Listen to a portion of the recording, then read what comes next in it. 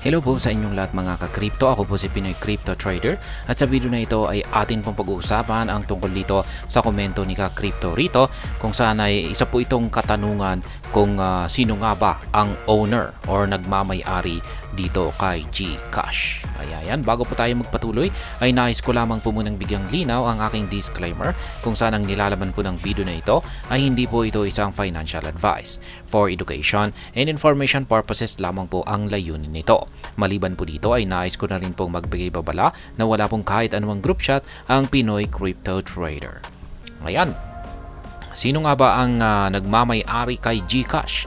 Gusto ko na rin malaman ito kaya yan, nung mabasa ko yung katanungan ni Crypto rito ay syempre ako ay nagsagawa ng aking research para malaman na rin yan.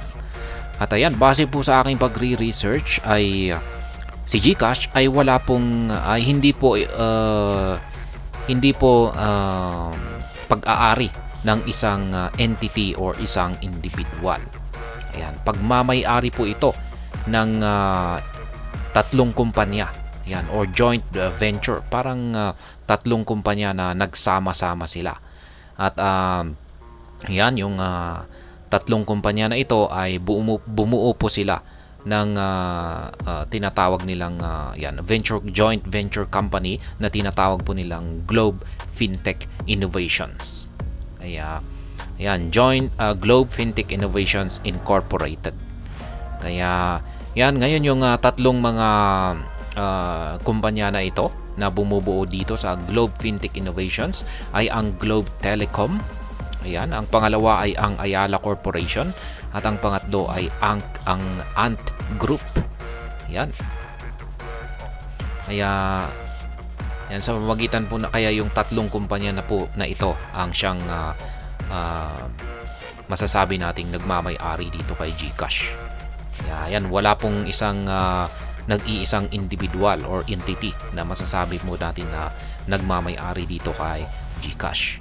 Ngayon ay syempre meron po tayong CEO, CEO ng Mint na si Martha Sazon. Yan, siya po ang president at saka CEO.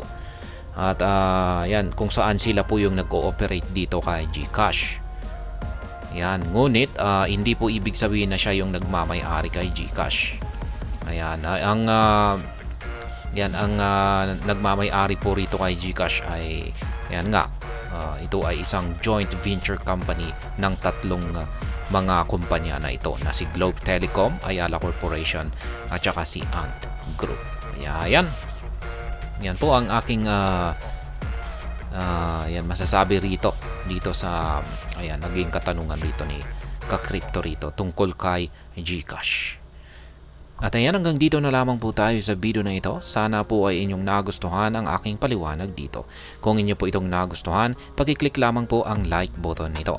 Para naman po sa mga bago lamang dito, kayo po ay aking inaanyayahan para mag-subscribe. Pag-click na rin po ang bell icon nito dahil ito po ang siya magsisilbing notification nito sa mga bago kong videos na akin pong ina-upload sa aking YouTube channel na ito. Marami pong salamat sa panonood. Ingat po tayo lagi at God bless po sa ating lahat.